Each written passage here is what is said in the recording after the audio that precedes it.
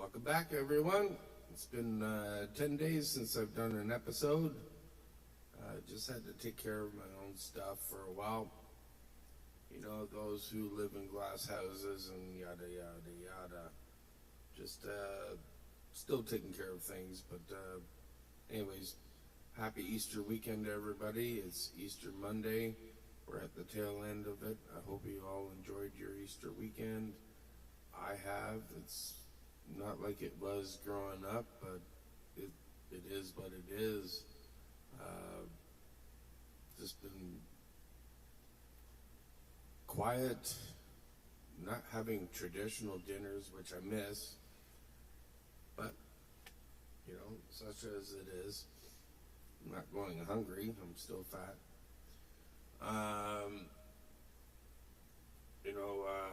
Just been enjoying quiet time, solemn time, reflection, enjoying some, as I have been for quite some time lately, daily devotionals with the Lord, and, see where that gets me. I am the worst excuse for a Christian, but I'm enjoying it. It's something that I focus on first thing in the day to try to lead my day, and we'll see where it goes, right? Anyways, I'm rambling, and I'll be honest with you, I'm really tired. This weekend, I've been in a lot of pain with broken back, sciatic, the shoulder, all this problems that I've had, not sleeping that night a whole lot, but woe is me. But anyways, got a lot to get to, a lot of videos to share. So I'm gonna try to not meander on like I do and get right to the substance of the show. But I just want to say one thing. I'm lost when it comes to flipping through the Bible. And one thing that has always helped me out is I just blew it. BibleGateway.com. They don't pay me to advertise.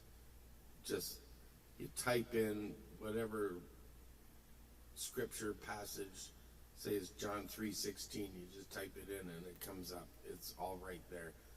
Man, I can't find anything in the Bible to save my life. So it's something that I used to use a long time ago when I used to go to church years ago, and it's something that I use daily now with my devotionals, and man, it's a time saver, it's a life saver, and it's great. So I'm gonna hit pause and bring up, my computer's screwing up. Okay, I'm back. Where did I go? Was I gone? Yes, I was. First things first. Swig of fake beer for all you hard-working folks out there that keep this country going. The PC Blonde is not on sale, but it's back up to like $14. So like you gotta get this stuff when it's half price. Anyways, first video up. This is for local people. I live in Brock Township in Ontario, Canada, and our mayor is Mike JUBB, and this is a video that he's posted. He's running for mayor again in 2026 election, and I want to post this video or share this video because in it he gives pretty much an update on everything that's going on in the township. So without further ado, I'm going to try and shut up a lot and have all these videos do their job. Good afternoon, everyone. Mike JUBB here. As many of you may know, 2026 is a municipal election year. The election will take place on October 26th of this year. Lots of rumors starting around, getting lots of people reaching out, encourage me to continue in the position I am now, which is mayor. And after talking to Sarah, my wife, and my two boys, Caden and Colton, we have decided that I will be putting my name in for mayor for the Township of Brock for the next term from 2026 to 2030. We have so much work to do. The work done in the last, 6 to 7 years has just been phenomenal in Brock. The modernization of the organization continues. We've done very well on that front. There's still a little bit of work to do, but from where we first started many years ago, we've come a long way. At the regional level, I've only been there for 3 years. We brought back scheduled transit with the 618 route. On-demand continues to be challenging, but we are throwing resources at that service as well, combined with our scheduled service. And of course, the Durham Regional Police, we're at historic levels with our police. There's police cars literally everywhere now. They're doing a great job. Our EMS is back where it was. With the hospital offloads, lack of resources up here, we're now back to where we need to be. So when you call 911, you have the service there. Of course, our fire department fills in where needed there as well. On the municipal level, of course, we have the Sunderland Arena that will be ongoing into the fall. Huge project, again, a historic project for Brock. We have the McLeod Park Master Plan. We're throwing resources at that. We really want to see that take off. Of course, the pedestrian bridge was this year's big project that's still working on. We have the Beaverton Waterfront and Open Space Master Plan, a massive plan and project that requires lots of funding, but we're well off. We're well off with that program this year. We're doing very intensive new bathrooms, permanent brick and mortar bathrooms. That's our big project down at the harbor this year. Partnering with our Lions and other organizations. We did do the pavilion this year in Cannington and Beaverton. And our roads, I understand right now our roads are in rough shape, especially our back roads, our gravel roads, but we are throwing resources, again, historic amount into our roads for the 2026 budget for gravel, both construction and maintenance. We will see the fruits of that labor coming to fruition right shortly on that. We have our Brock Road Rehabilitation Master Plan, a 4-year, again, historic multi-million-dollar project to fix our hardtop roads that were never done right in the past, unfortunately. We're coming to the end of that program, and I guarantee we're just going to continue. So as you can see, we are on trajectory. We have plans.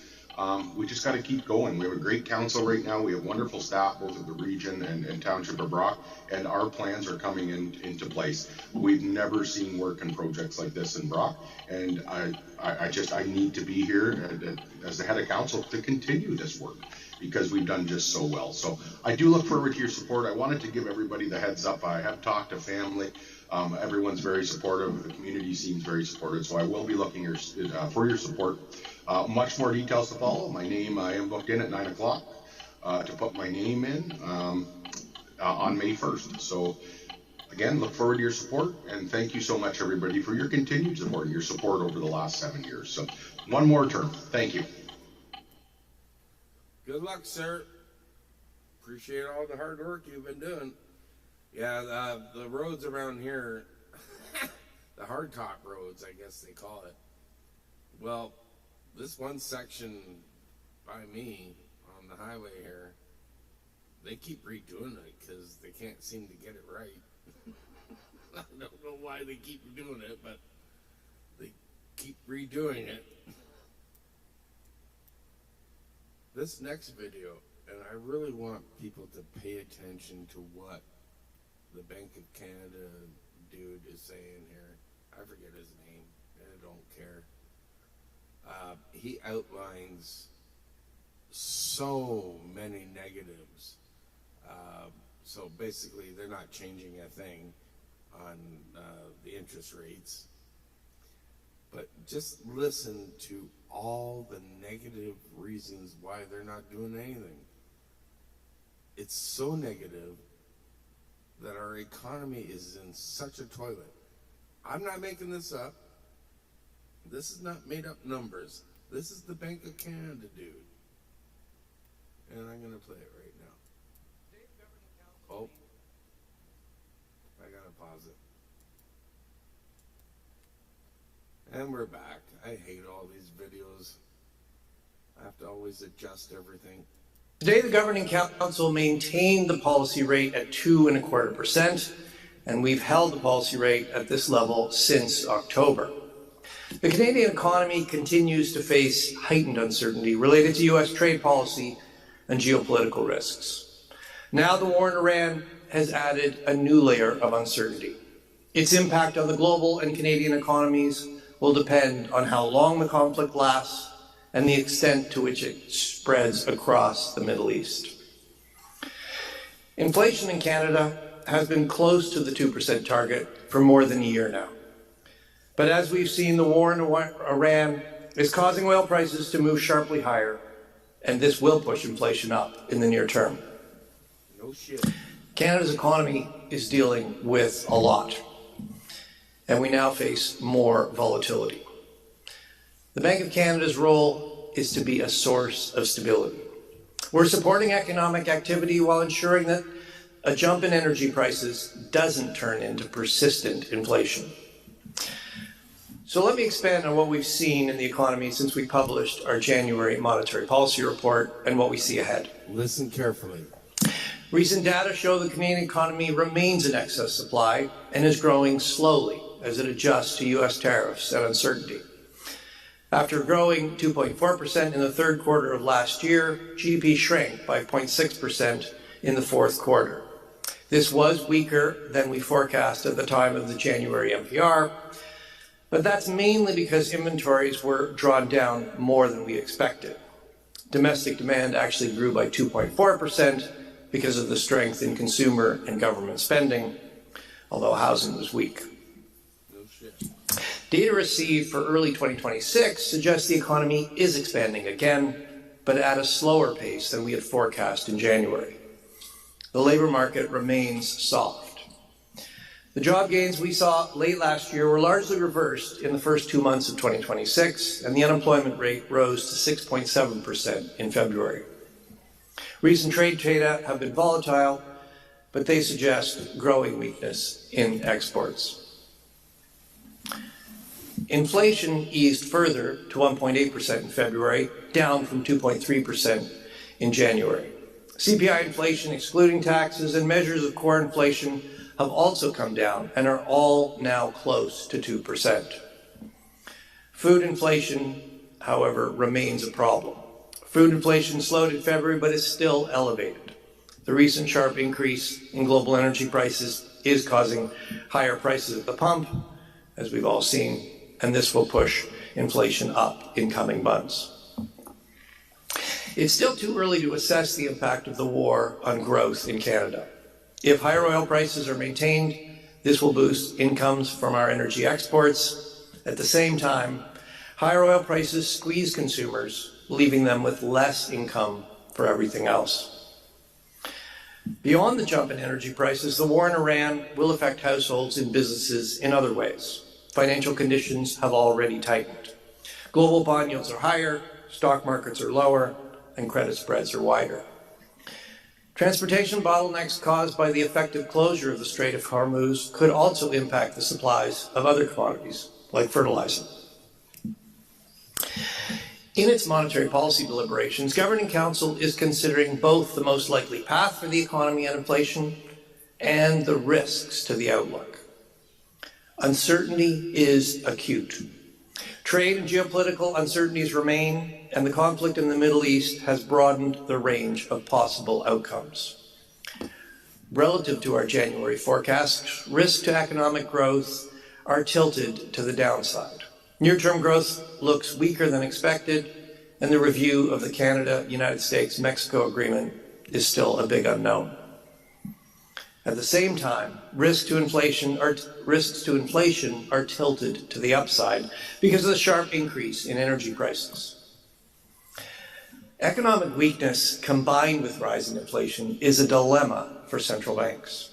Increasing interest rates to slow inflation could further weaken the economy. Easing interest rates to support growth risks pushing inflation well above target. Canada's outlook is further complicated by structural change, shifting trade relationships, the adoption of AI, and changes in demographics. With inflation close to target and the economy in excess supply, the risk that higher energy prices quickly spread to the prices of other goods and services looks contained. But the longer the conflict lasts and the wider it gets, the bigger the risks.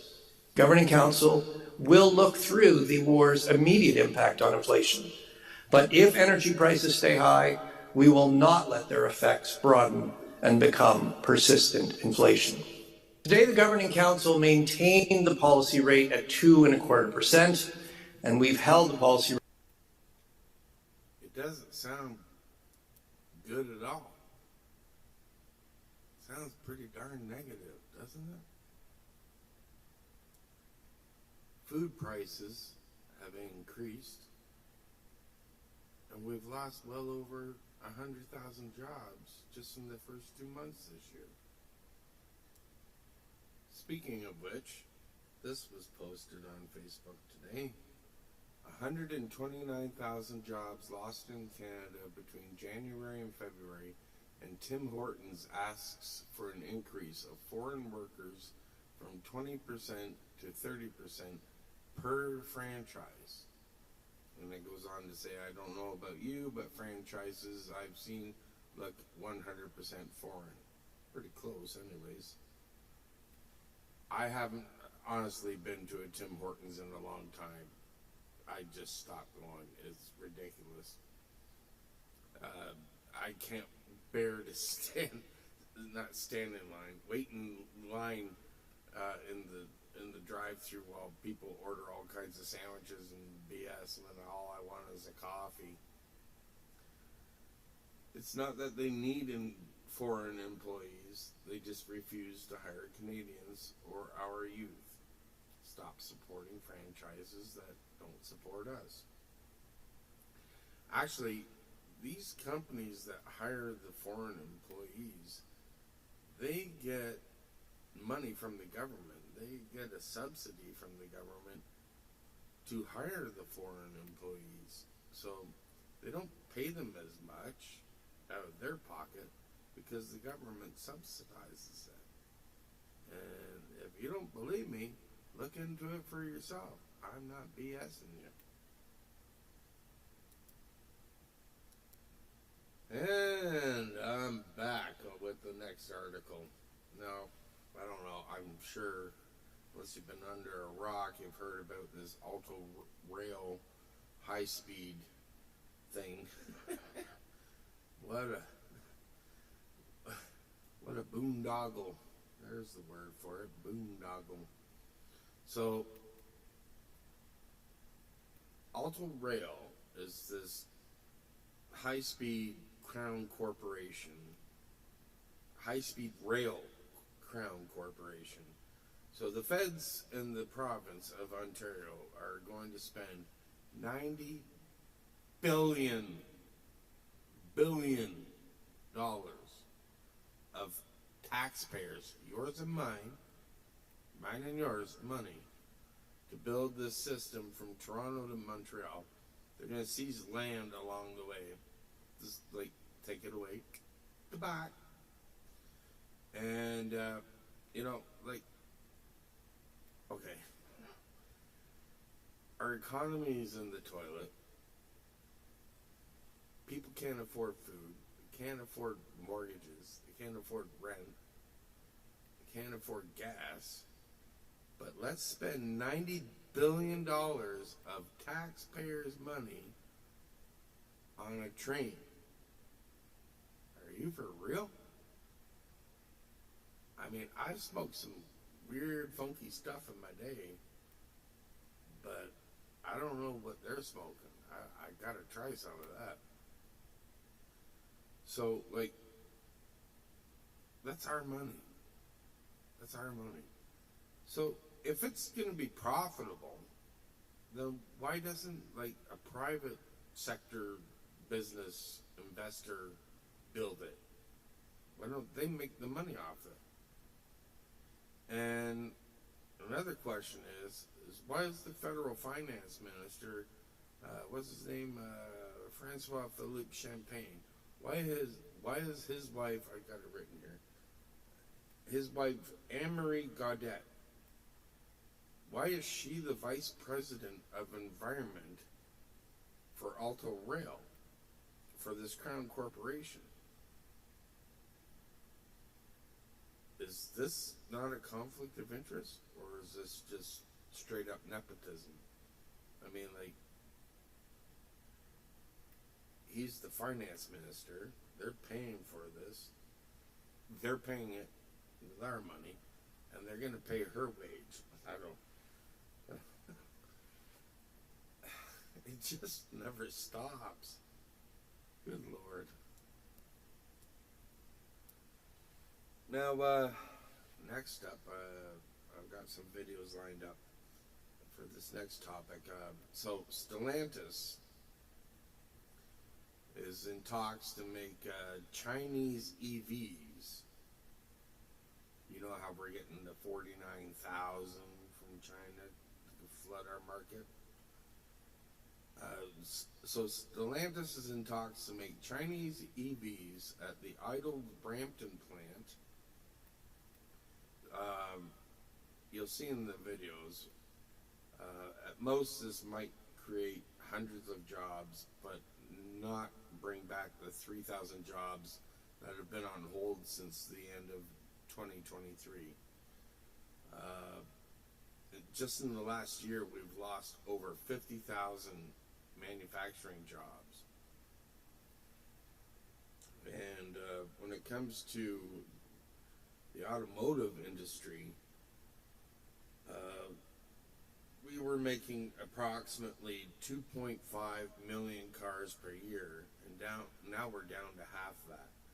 So, like, it's taking a hit, and then we're going to bring in these EVs from China, and who's buying them? I don't know. And we're going to start putting these together here. Anyways, I'm not going to explain it right, so that's why I'm going to go to these videos, and it'll explain it a lot better than this meathead here can do. Reports say automaker Stellantis is looking at building Chinese electric vehicles at a Brampton plant. The idea is getting criticism from Ontario Premier Doug Ford and the union president. Greg Ross has more. This assembly plant in Brampton is currently vacant. It's owned by the Stellantis Corporation. As first reported by Bloomberg, the company is discussing options with a partner in China to start assembling Chinese Leap motor EVs here. It's completely unacceptable for our plant. That's not the answer. Vito Beato is the president of Unifor Local 1285, which represents thousands of auto workers at this plant who are currently out of a job. He says the option Stellantis is reportedly considering would essentially mean bringing parts and vehicles, mostly manufactured in China, here to this plant to be completed. It's a small fraction of what we normally do. It's a small fraction of what our auto industry has done for over 100 years. He says thousands of workers would permanently be out of a job. The union says it wouldn't only be the thousands of workers that they represent here at this plant in Brampton that would be impacted by an agreement like this. We're talking about a parts supplier base that would be decimated. We're talking about no paint shop. We're talking about no body shop. We're talking about no trades. The federal government gave Stellantis hundreds of millions of dollars to retool this building with plans to start assembling Chrysler's Jeep Compass here. That plan changed when the U.S. government began imposing tariffs on Canadian-made vehicles last year. Stellantis has since moved the assembly of the Jeep Compass to a plant in Illinois. We have a commitment with the company. We got a negotiated deal with the company that we both agreed upon, and that's what we're going to continue to push. And they have the same commitments with the provincial and federal government. This proposal, or this plan, is a far cry from that. In an agreement with the federal government, Stellantis is obligated to keep the assembly plant in Brampton open until 2035. A representative from the automaker told CBC News they are actively evaluating future programs for Brampton with the objective to ensure that any investment decision is sustainable and a long-term commitment that supports workers and suppliers. Greg Ross, CBC News, Brampton. Let's get some reaction now from someone who works at the plant. Vito Beato is president of Unifor Local 1285. That's the plant that represents workers at the Stellantis factory in Brampton. Vito, it's good to have you on the show. Thank you very much. Happy to be here. Thank you. He was just when you read these headlines and you heard Premier Ford talking about this, and he's upset, your union is calling this a grave concern, or at least you have grave concerns. Why? So when you look at this article and this kitting proposal that everyone's talking about, it doesn't add up to what we're used to doing. Our Brampton Assembly Plant has 3,000 members and thousands of more in the parts supplier base. This kitting proposal would only employ 200-300 people, and at the same time, when you look at what we do as far as our auto industry concerned and our Brampton Assembly Plant, there would be no body shop, there would be no stamping facility, we wouldn't be painting anything, we wouldn't be welding anything, there would be no trades, the parts supplier base would be gone, even the dealerships would be affected. So this would decimate our auto industry and decimate how we do business out of the Brampton Assembly Plant, and that's not a good thing. It's unacceptable, and definitely have grave concern. This is not something that any government should be looking at or approving or thinking that it's a good idea. Yeah. Important to say, this is, based on an article, the details are not, fleshed out in any way at this point, though, as I point out, it is already getting political reaction. So you and others are taking it very seriously, the idea that this is even a conversation that is happening. You talk about, you would anticipate, based on what you've read, this employing only 200 to 300 people. Talk to me about how many people are waiting to get back to work. Yeah, like I said, our Brampton Assembly Plant employs 3,000 people. We've been idle since the end of 2023. We have been very successful in our time at Brampton. We are the bedrock of that community. Every model that we built has done well. We finished off building our muscle cars, the Challenger, Charger, and 300. And for the past 29 months now, we've been waiting to get back to work. Our members are concerned. Our members are worried. Our members want to get back to work and do what we do best and build cars, and that's 3,000 members. And we're ready to go. I mean, we've been idle for this long. Our plant has been retooling for the Jeep Compass, and that's what we're going to push the company to get us back to, because that's what we negotiated, not only with us, the union, but also with the provincial and federal governments. So we're ready to go. We got robots to stamp to the ground. We got stuff ready, and when we talk about building cars, that's what we want to do and know how we do that, and we do it well. So if we want to build cars, we can do it right now, and we should get to do that, and never mind this kitting stuff. Yeah, so planned kit assembly, I just want to make sure that is well defined here. We're talking about parts being made elsewhere, comes in like a kit, and someone in Canada is then, if this were to be the case, just puts it together. From your standpoint, and I think I know the answer here, but quality-wise, do you feel like a car can be built at a high-quality level if it is done that way? Listen, we can build high-quality cars the way we've been doing it for over 100 years and the way Brampton's been doing it. This proposal and this system decimates our industry, decimates our supplier base, decimates our members in the plant, won't allow us to stamp cars, won't allow us to paint cars, weld cars, you name it, our skilled trades.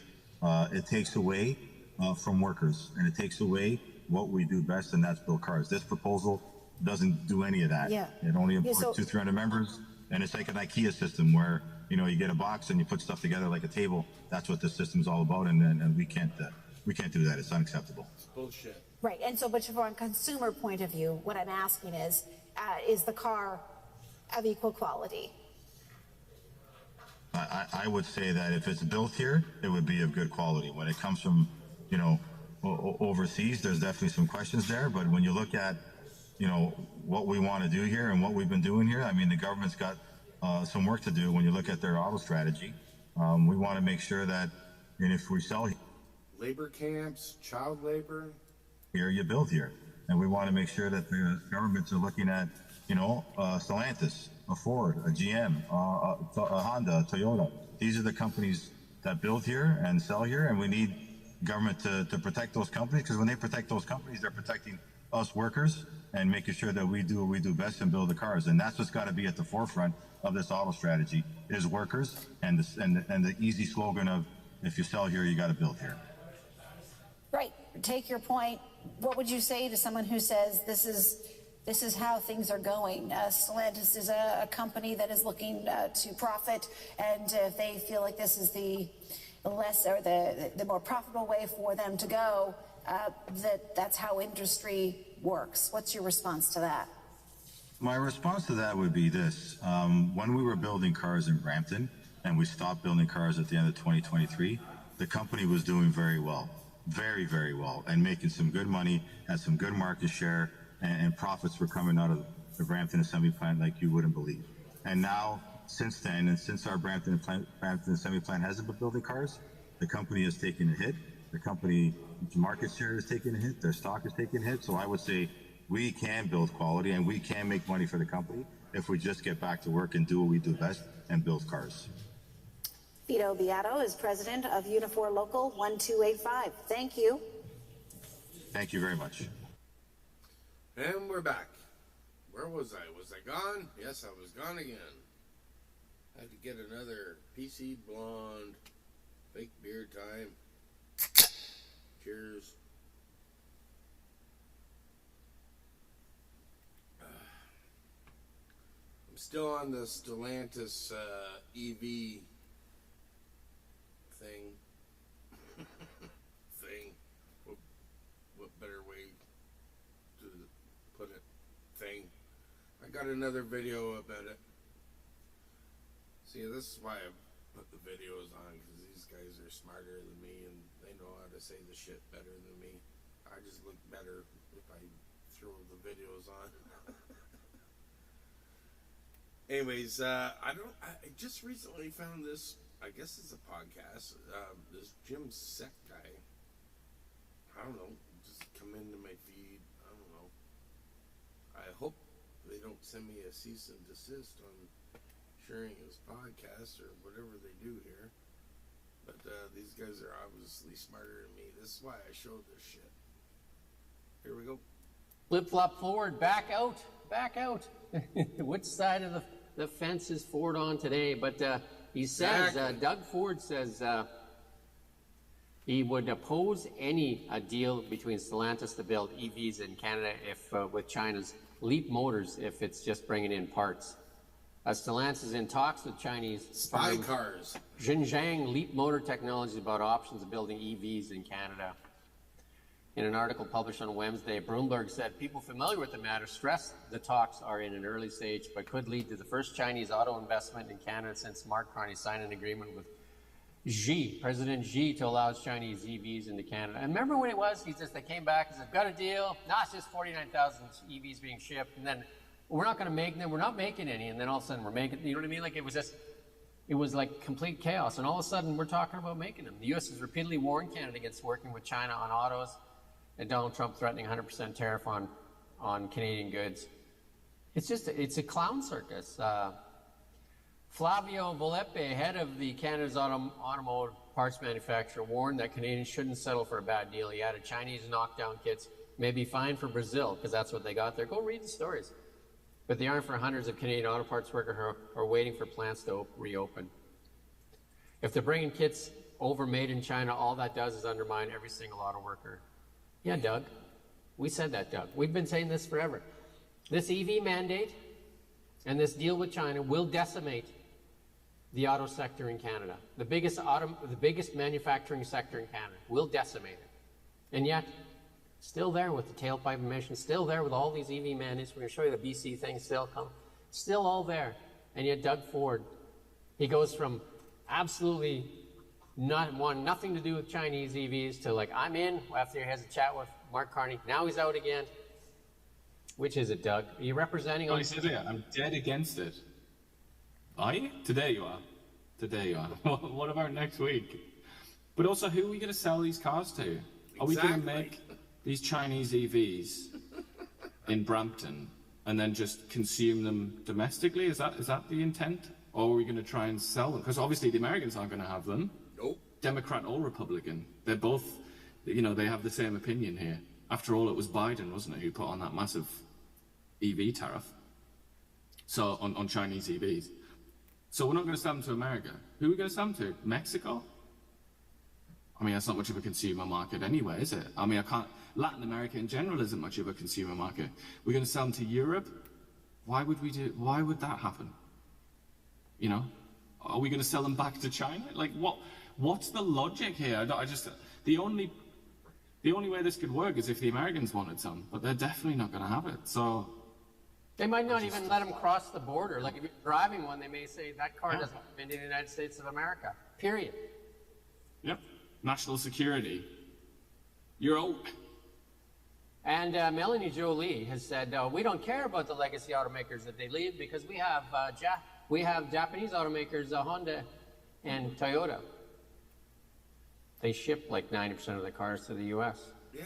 Melanie, did you ask that part? What they do with the cars that they manufacture here in Canada? Where do they ship them, Melanie? You can watch the show and we can tell you. They ship the majority of their cars that Toyota and Honda make so they can access the U.S. market, Melanie, just so you know. Canada can't buy enough of them, just so you know. She's an idiot. That's the whole point. That's the whole point of manufacturing in Canada right now. That's the business case, as Justin Trudeau would say. That is the business case. We make them in Canada. There's lots of energy. There's lots of like materials that you can use there to produce the cars. Labor is cheaper. And then because Canada's part of NAFTA, USMCA, whatever, we can sell it to the biggest consumer market in the world. Bob's your uncle. That's the plan. That's literally it. That is Canada's auto sector in a sentence, really. Well, and they're pretending like none of that's true. Another one from Holly Doan. Drivers can buy any Canadian-made EV they like over $50K to qualify for the rebates. This sounds like a Ford thing.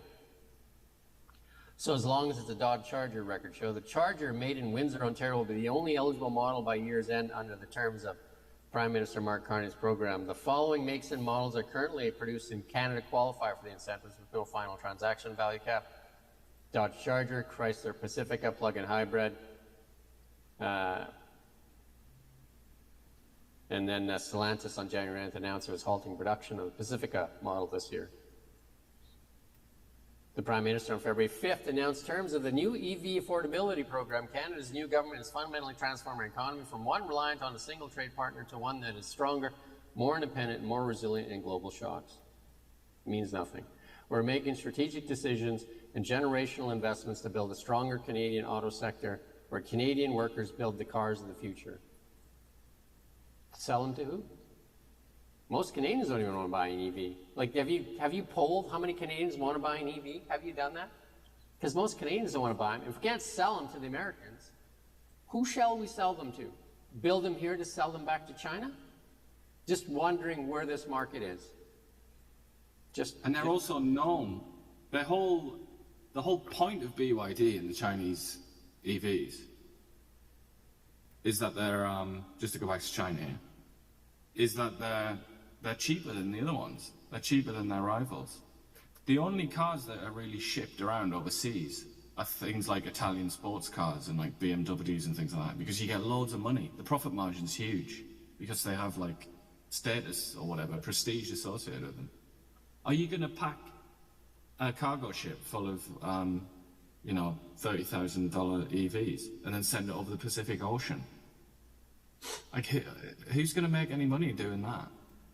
Well, listen to the state broadcaster, the state propaganda arm for the Liberal Party, as they start pumping out positive Chinese EV stories. They can't even make this stuff up. They're talking about Chinese EVs, and all of a sudden, CBC does a pump you up Chinese EV story. Listen to this. This is awesome. Watch this.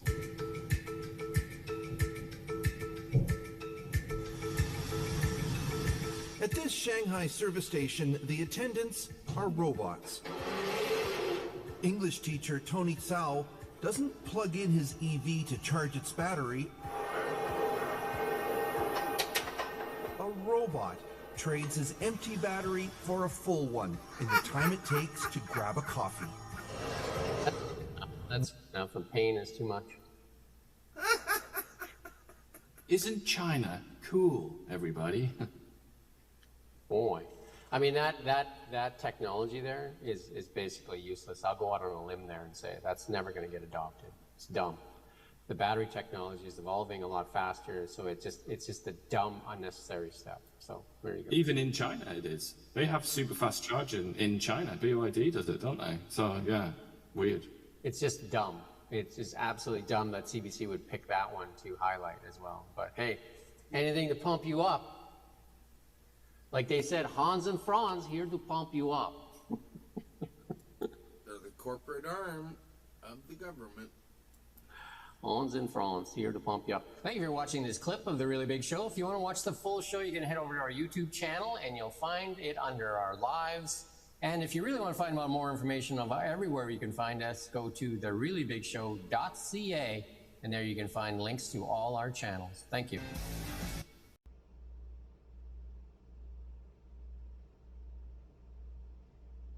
Okay, Norman, are you ready? I mean, Mr. Roper. I got 10 days to make up for. Hold on, get the right mouse right here. Coffee was just voted the best drink in the nation. It was an unfair vote because there was absentee ballots.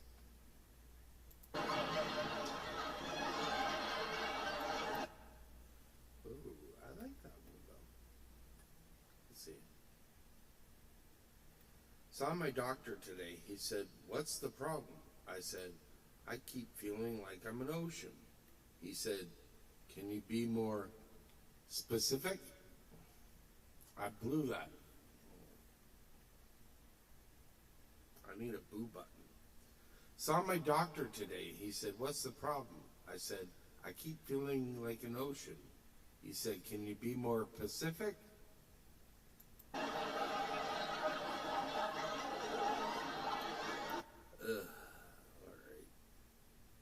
Maybe I have to give up doing this. This one made me laugh the other day. I don't know why. This is stupid. Probably because my wedding cake was not like this. Oh my goodness. Let me get this right. Okay. I went to a wedding last week. Everyone was emotional. Even the cake was in tears. I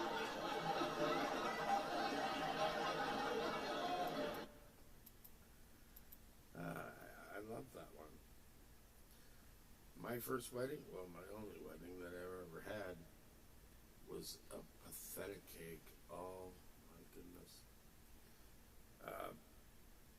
My ex did not want to spend money. Give her credit on that. She cut corners wherever she could. All we ended up was like this slab of fake cake with all of these people, all these fake people standing on top of it.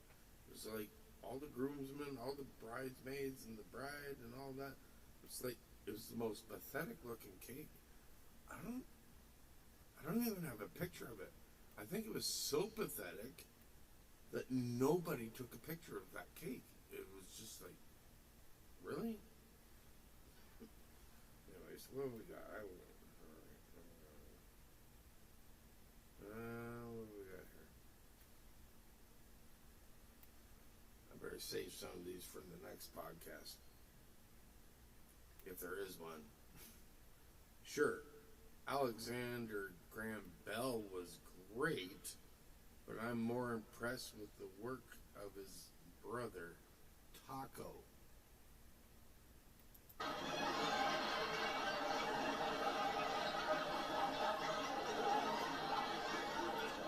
Alright, I gotta find a good one. Hold on, we can't end it like that. Alright, last one. This is a good one. Get the Joe button ready. How do you make gold soup? Add 24 carrots.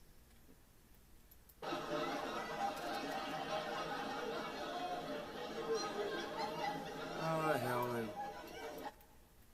Oh boy, this sucked tonight. Hand them back. Look what I found. This is great. I wish I found this earlier. That's fantastic. I've got it on the screen there, and I got it on the screen there. Anyways, thank you for watching. I've got a special video at the end of this. I just want to say Thank you. Hit like, subscribe, leave some comments. Nobody's left any comments. I don't know if anybody likes any of this. But thank you for watching. Take care. God bless. And I don't know how to end this show because I can't get out of the screen. I can't get out of it to save my life. I paused it. There we go.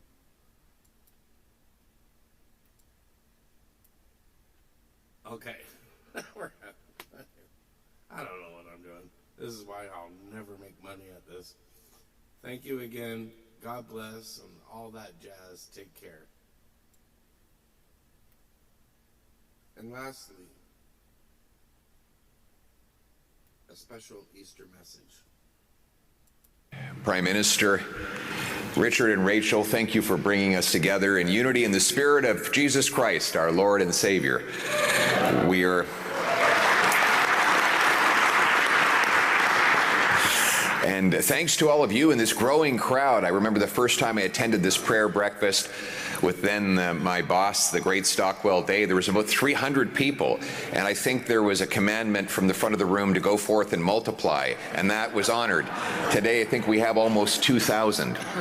And Prime Minister, I think it is very appropriate that you quoted Marcus Aurelius, although he wasn't much of a practicing Christian.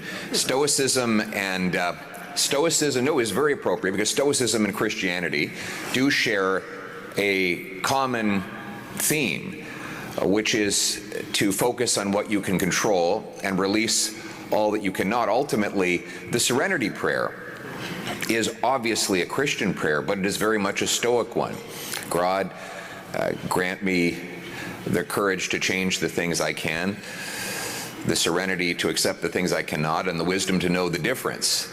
Now, all of you have now surrendered microphones to preachers, pastors, priests, and politicians, so now you have lost control of your entire daily schedule.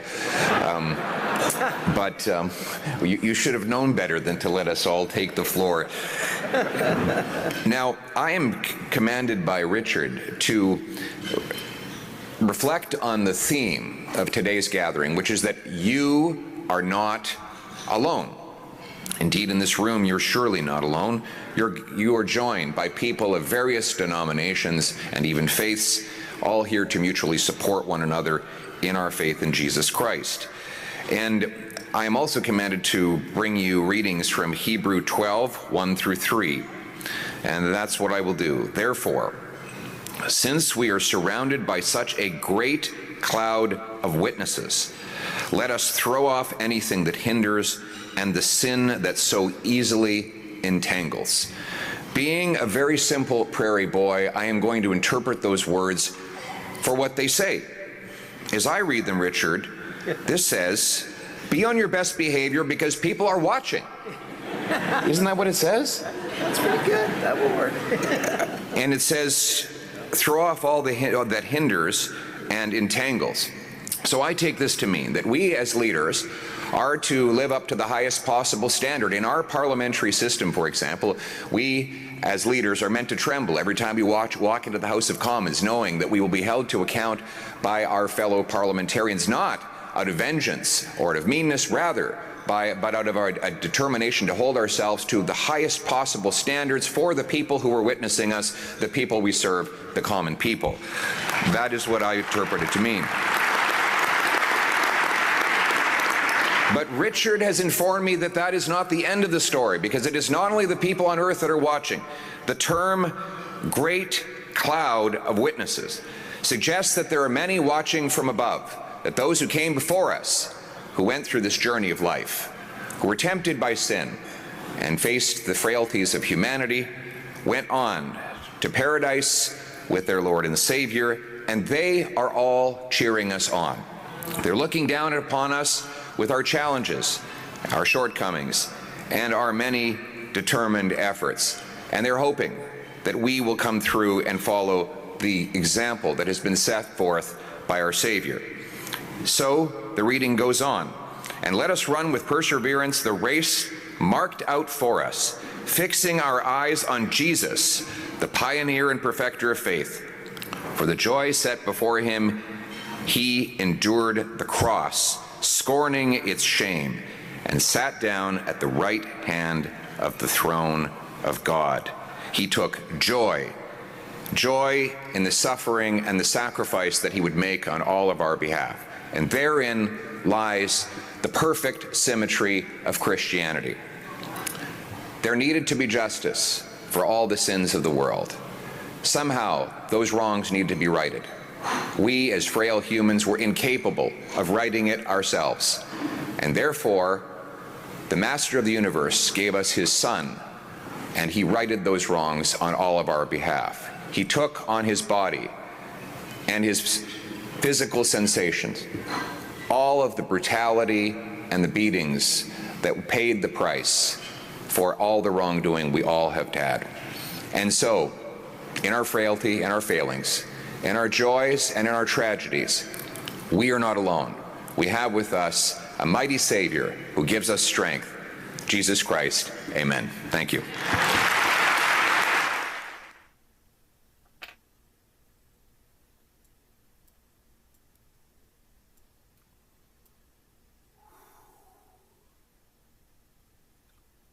Wow. I had to put that on pause. That was good on you, Poilievre. Good on you. And way to say it right in front of Carney sitting there, as he and his cronies just made the Bible illegal.